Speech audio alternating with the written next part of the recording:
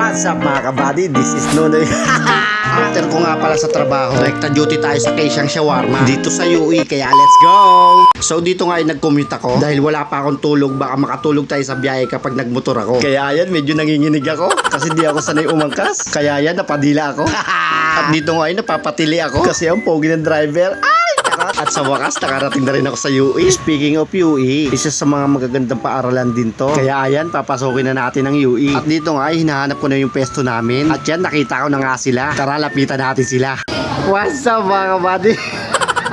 At dito nga ay nag-asikaso na rin ako agad para tulungan sila. Ayan nga pala ang ating mga kasama ngayon. Andiyan si Mark, Joshua, jowa ng pinsan ni Buddy Jangwing, at si Buddy Denden. Shoutout nga pala sa inyo, let's go! At dito nga ay nagbubukas na rin yung ibang mga tindahan. Kasi kanina sila pala ang nakabukas. Kasi kapag maaga nagbukas, maaga din ang blessing. At yan nga, tontuwa si Joshua. Naalala niya yung kabataan niya, tulusipon daw siya. At dito nga ay naka-fully setup na kami. Shawarma ba? Ilan? What?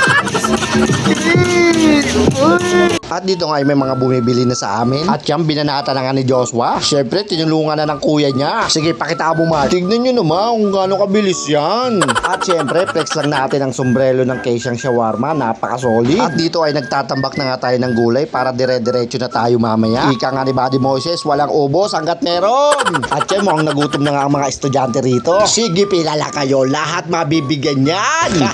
Siyempre, walang iba. Boss Dende. Baka naman. Cobra, panlaban sa puyat.